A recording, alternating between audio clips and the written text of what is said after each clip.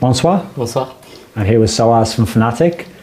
When people look at the beginning of your career, and you were in Against All Authority, you were in Millennium, these teams, before you were in Fnatic, like these teams had good placings, or they were well-known teams in Europe, and people will have known of your name, but how serious were you actually as a player? Because I've seen in modern interviews, you sometimes say comments like, you know, if I wasn't a pro, I don't know if I'd play League of Legends that much now, like I don't like top playing and stuff. Was there, during that time in like AAA, were you really into the game? Did you play it a lot?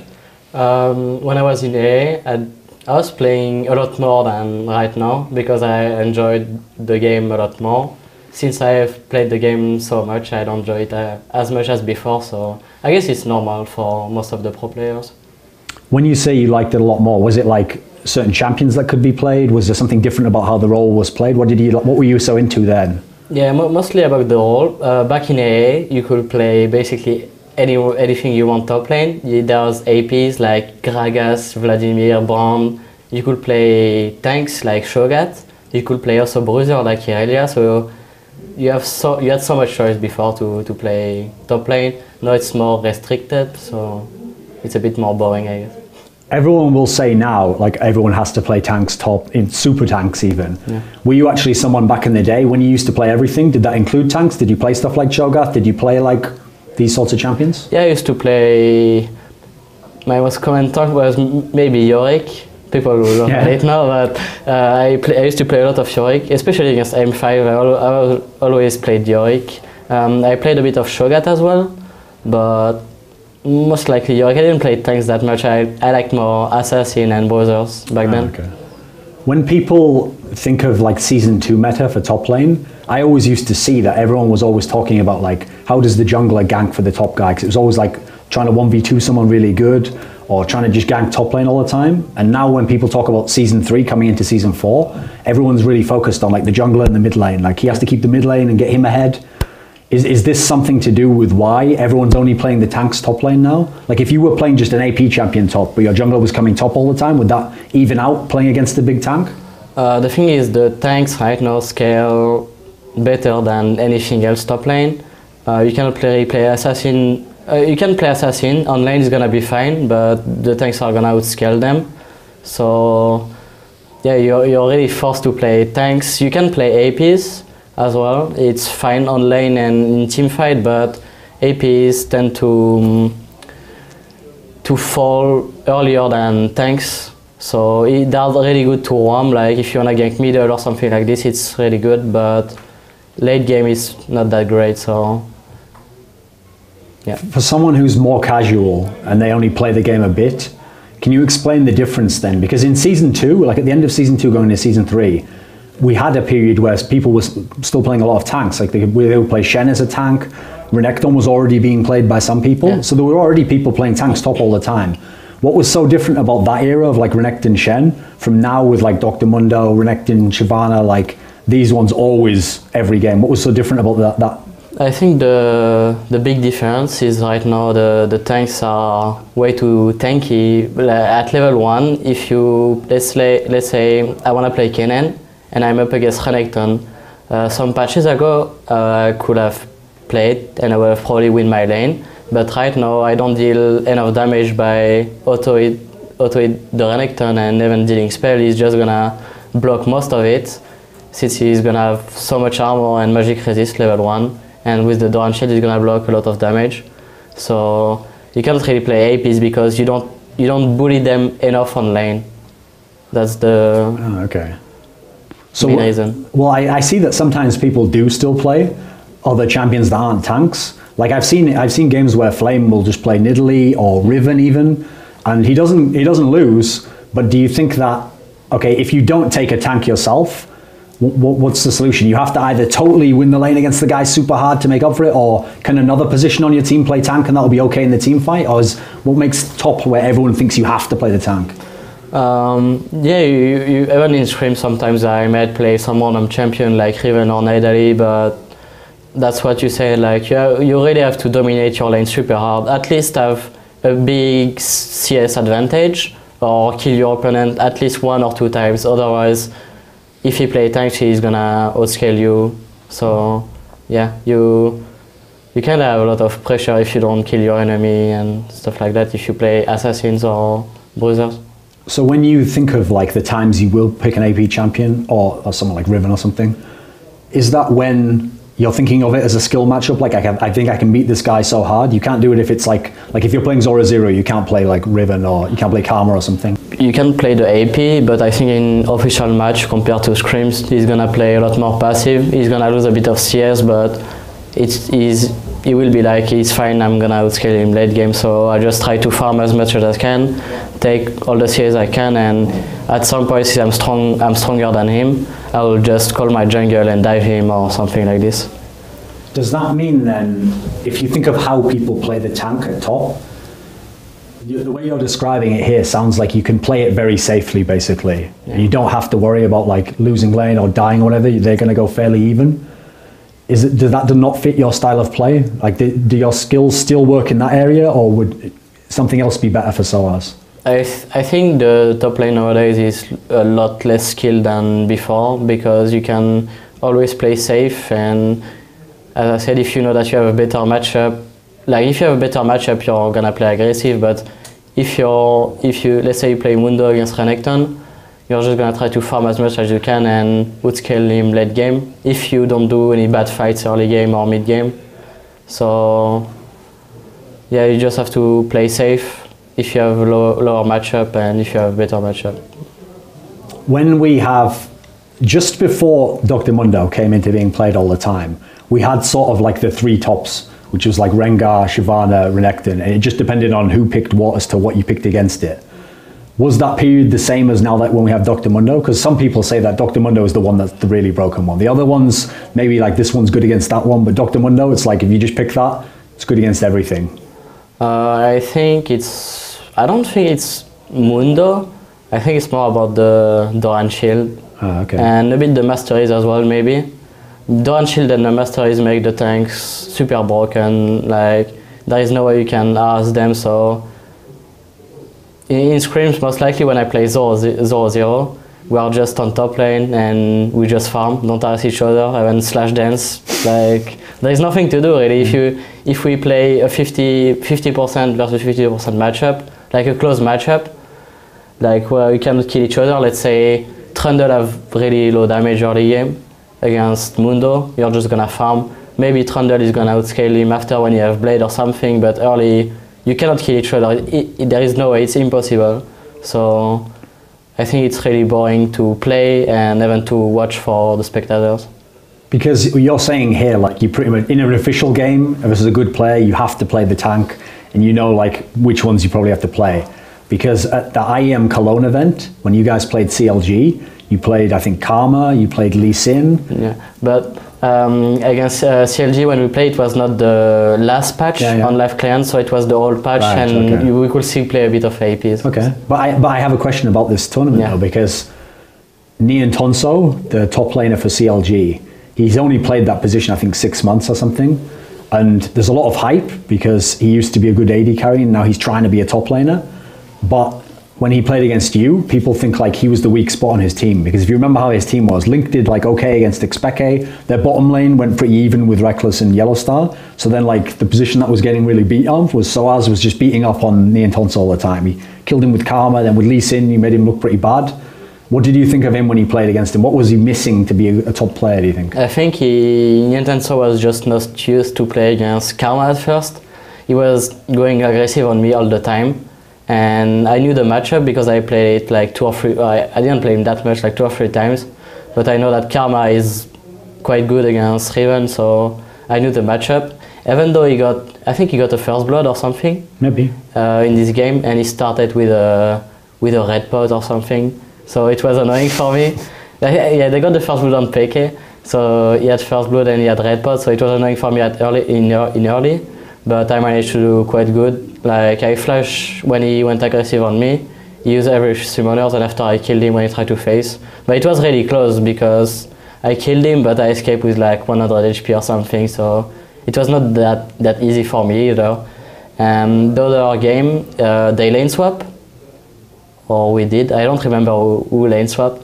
And I know that if I go tanky with Shyvana, I won't be able to do much against Lee Sin, so I went full damage, and yeah, I managed to do good damage, to harass him a bit, and to kill him at turret. So in this kind of matchup, like it's two melee and two bruisers, so the one who killed the other one is gonna have a huge gap. So yeah, it's not really tanks, it's most likely bruisers. Sure. When we were describing before, like the reason you have to pick a tank is because unless you really dominate the lane, then in the late game the tank's going to outscale and then he's going to be really useful for his team. Meanwhile, your team maybe doesn't have a tank now at all. That leads to an obvious topic, which is like the way Wicked is building his top lane this season. Because Wicked put a post and he had his reasons, okay, like he thought like, oh, you know, I wouldn't have won the game anyway if I'd gone tank with Malphite there. I was going to build Trinity Force and try and do damage. Like, did his reasoning make sense to you? Like, are you ever going to build Trinity Force Malphite? What did you think of it? I think in the situation he did Trinity, it wasn't so good since his position was quite bad. He was a bit behind already when he did it. But in some situation, let's say I play Malphite against Nasus, I might go Trinity first item. Like in some matchup you can do it. So I don't think Trinity Malphite is bad at all. But in some situation you can do it, in some you cannot. So it just depends on the situation. What do you think in general about how he's approaching now? Because the problem is, obviously, since his team was doing badly, people are going to be really looking for like anything they don't agree with in the meta, like, oh, you're doing this wrong. But then it's also the case that people always used to say last year, like, oh, Wicked is the most stubborn. Like, if he decides he won't play a certain champion, he just won't even try it. Okay. In general, is Wicked still like one of the best? Is he still figuring something out? Where do you see him right now? If I had to say a best top laner right now, I cannot do it because there is nothing to do top lane really. Like all the same. Honestly, there is not much to do. The only way you can dodge top laners, it's in team fight, not about his laning phase. So right. About his like sometimes he might do some good rotation, let's say a good gank middle or something, but yeah, there are some top laners better than others, but you cannot say which one is the best at laning phase at least. But I think Wicked is really good at the few champions that he played. Let's say, I think he was, well, at the time he was really good Irelia. He was really good Renekton as well. He was playing quite good Malphite. So with the few champions he played really good. But if you have to practice a new one, it's gonna take a lot of time for him to play him at a good level. Well, you say that it's really hard to pick like who is the best, but the hype recently before the LCS qualifiers was like, oh, Zoro is the best. That's what everyone kept saying. Other players kept saying it. Why do you think they say that? Like, what is he good at? What do you think was standing out from other people from that player? I think Zoro kind of the same play style as me. Like he tend to be ahead of the other top laner than roam mid or do some good rotation. But I agree with everyone. Like Zoro for me, the last season was the best top laner in Europe. People didn't really see that, but if you ask most of the pro players, they will say Zoro was the best, yeah. Because you were saying like the problem for you at the moment in top lane is like you don't really do anything until the team fights basically. Yeah. And I remember when I was watching that series when Nip played against KMT, Zoro almost didn't do anything wrong. He did everything right, but then he never got in a chance where he could like do anything in the game. Is this the frustration of playing top lane now? The frustration of playing top lane is maybe one game of 10 you can snowball the game really hard. Let's say with Renekton, the jungle gank you or something, let's say a really weak jungle like Lee Sin or Evelyn or something like this, you can just burst her really fast. So if you can manage to get kills early and snowball the game, it can be really good. But this is gonna happen not that very often, like one game of 10 or something like this. So one thing I saw people suggest as a solution to the tank problem, aside from the obvious one, is like do something about the masteries, because then like Dr. Mono himself won't be so crazy. But the other suggestion I saw someone give is to actually buff AD carry, because the reason AD carry originally got nerfed is because in Season 2, when AD carry was killing everything, well, at the time, no one played tank that much top. So it's not like there was many tanks in the team, you know. Yeah. And so at the moment, people say the problem is that the AD carry has to be like super far ahead to kill the tanks. As someone who plays top lane, is there any truth to that? Should they buff that position? Should they nerf the top lane? How would you do it? I think I will start nerfing the Doran shield, because it's just impossible to play against like even support started playing with Doran shield because it's just broken. Like the AD carry are just throwing potato and the support. Like the support cannot get killed if they have enough armor and Doran shield. Even if they got gank, let's say it's Lulu or something, if they don't go in when they're getting ganked, they're just gonna escape. And most of the people tend to focus the AD carry since he don't have this Doran shield, except if he's laning with Thresh or something. But it's impossible to, early game at least, to kill someone which have Doran shield. So I have a series in mind when I was thinking about this interview that I wanted to talk to you about, and you probably can guess it's going to be Royal Club at the World Championship. Because when I saw the matchup, like, oh, fnatic will now play Royal Club. At the time, everyone was like, oh, Royal Club is all about sOAZ. Like, he is the best player by far. He's the only one you have to worry about. And so everyone was just worrying, like, oh, well, how will Pushu do against sOAZ? And when we looked at the rest of the team, because a lot of us didn't know, like, who is Whites, who is Godlike, we all thought, okay, well, it's fnatic. So, you know, Expeke, he will just win the mid lane. Don't worry about that. And then top lane, who is this Godlike guy? Like, sOAZ will just kill him. And in the game, people remember, famously, like, Expeke did quite badly against Whites. But then when I looked at the rest of the game, people would think, since you guys lost so many games in the series, oh, sOAZ must have done quite badly at top lane. But actually, you did all right, I thought. Like, you had a bad first game, and then you had like 2 games in a row where you did pretty well, even though you lost one of the games where it was like the Baron fight. You had to pick Zac 3 games out of 4 here. How did it go for you individually, that series? What did you feel like you played okay? I think I played okay, except the game that they lane swap. I think I died 1 or 2 times. Yeah, the one where they just pushed you up in game 1? Yeah, they had Lulu Vayne, and Vayne is one of the most broken AD carry in lane swap. So yeah, I just played badly this game, and I think the other games I played all right. Maybe I could have do some stuff better, but I think I did fine. It's mostly about I think we lost against Royal due to the picks and bans because we were focusing so much on this phase. And at first we thought that we did researches and stuff like for every match, and we didn't see that he was playing Orianna. So Peke got counter pick, and he had a bad matchup, and at the same time they lane swap. So our jungle couldn't really help Peke since he had to be top lane with me to defend the turret. So their strategy was just way better than ours, and I think they won with their strategy, not by outplaying us or anything like that. What did you actually think of Godlike? What was he good at? People said like he was good on Jax, but I think he only played it 1 game in the series. So what was he so good at? I think he was a normal player. Like he's not like hyper good or bad. I think he's just an average player, if I can say that. Like, no offense or anything, of course, but he didn't do super good or super bad. He just did what he had to do, and yeah, he played good for the best of 5 we played. Because when I saw that you guys had lost the series, I remember thinking like, well, the advantage of sOAZ is everyone says, oh, he can play every champion. So the idea of, people think the way sOAZ is going to beat anyone is he's going to play like we were talking about you playing Karma against Neonton. So he's going to play the champion that you've never played against, so you won't know what to do. But then in this series, because of the way it went, you had to pick Zac all these games in a row.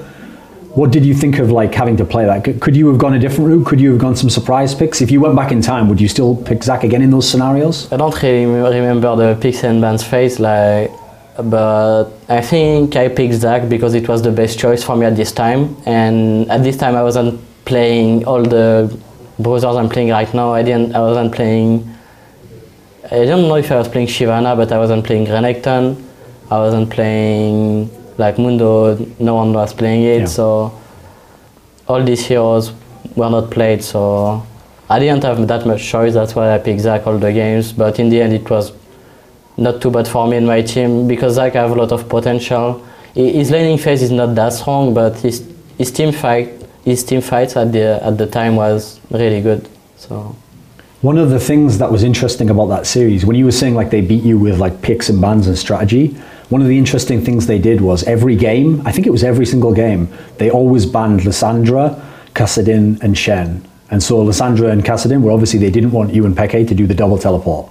And so before the series, that's what everyone kept saying, okay, oh, this Chinese team won't know how to play against double teleport. Did those bans alone just make it so there was no point going teleport on any other champions? I don't really know which hero I could have played with teleport. Like at this time you could have played Singed, but there was no Trundle or Mundo with teleport or anything like that, so I wasn't playing Singed. And even like I don't even think that the Lissandra ban was good. Oh, okay, because I wouldn't have played Lissandra against Renekton, for example, since it's quite bad. I wouldn't play Lissandra against Jax either, so Lissandra ban was not really worth for them. They could have banned something else, it would have been the same. I don't think I would have played Lissandra even if it was open. So in that case, was it not the strategy of Fnatic to try the double teleport like you'd been doing in the group stage? You were going to do something different anyway? Yeah, I think we would have done something different because like I don't remember when we played dual teleport. I don't know if it was only with Kassadin. Might have been. Maybe only with Kassadin, and yeah, it doesn't matter. I could have played Teemo with Kassadin. We would have won probably. Okay. So when you saw your series against them, even though it was 3-1, it was pretty close. Like some of the games were fairly close. Like you maybe could have won this semi-final. Yeah. Okay. When you then saw them go into the final and just get completely killed by SK Telecom, was there a part of you even thought like, I wonder how we would have done against SK Telecom? Would we have won a map against SK? What do you think? Against SK Telecom, I remember we screamed them before a while. Yeah. The first day we did alright, and the second we screamed 2 days. The first day we did alright, and the second day we didn't win a single game. I think they are just like, it's not about individual players. Like Faker is obviously really good, but it's just about like their bot lane is super solid. They always do okay or win. Same for their top laner, same for their mid lane, and their jungle is always taking the best decision he can take. So their team overall is just really good. So this is something I wanted to ask you about, since you know so much about all the top laners. You've played almost everyone who's famous. People say because SK Telecom went undefeated in Korea, they won everything. There are people who say, oh, they are a super team. You know, every player is like top 2 or 3 at his position, which I don't know if that's ever even happened in League of Legends. I don't think it probably ever has. So to me, I'm kind of skeptical that that could be true. It looks more like as a team they're amazing, but maybe if you took this player and you put him in a different team, he'd just be good. Maybe if you put this team, he'd be okay. So the top laner, Impact, is he really the best top laner? What does sOAZ think? I don't know if he is the best top laner. I think the best top laner I faced before was, I think I said it before, like Shy and Flame was really good. Like I was really impressed when I played against them. When I played against him, I think he was really good as well. Like his synergy with the jungle was really good. They always did the right decision. Like when he had to go for Drake, he was at Drake at a good timing. When he had to dive top, his jungle was there at a good timing as well. So I think they just have a good synergy. But about Impact, I don't know if I would put him top two world or something. I don't really know to rate people. Okay. Most top laners I know that I've talked to in private, they're all like, their idol is Flame from Blaze, because they all remember early in 2013 when you could play like Kennen and stuff top all the time. It was like, he was like living the dream for every top laner. He was like winning by 100 CS every game. He was like in the team fights, he was the man who was killing everyone. Now he has to play in the tank meta. We can see he's a very good player still, but like you were saying before, he can't like dominate the whole game anymore. He can't just be the one guy who kills everyone. He's not Faker, you know. Do you think that as a player, he's identical skill? Do you think maybe it takes a different type of skill to play tanks? What do you think? I don't think it requires any skill to play tanks top lane. That's why it's just boring and you cannot kill each other. So yeah, it doesn't require much skills. You just have to know how much damage you can take to not die and go back before in the fight or stuff like this. But I don't think this is about skill. It's mostly about knowledge about your champion and about the game, but not about skill by itself or mechanics or anything. There is no mechanics if you play Trundle or Mundo. So, yeah.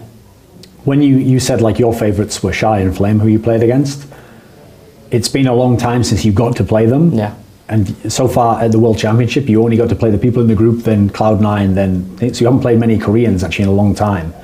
Is there one of these players where you want to face them again? Like you want to see how would I do now? If I could, yeah, probably. I would really like to, because when I played them, I got kind of crushed, so it will be fun to play them again, yeah.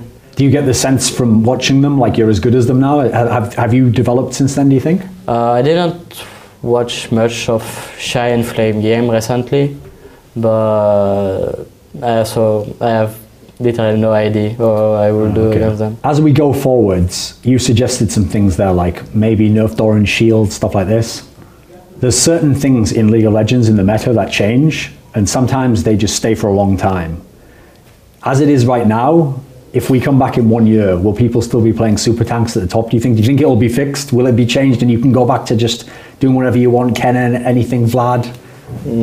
If it's still like that in 1 year, I will probably change my role. I won't play top lane anymore or something. Okay. But yeah, I have no idea what I will do in 1 year if it's still like that. Because this is something I was thinking of, which is, if sOAZ is, everyone would agree in Europe, right? You're a really skilled player. You can play all these different champions, even champions that aren't played at top lane.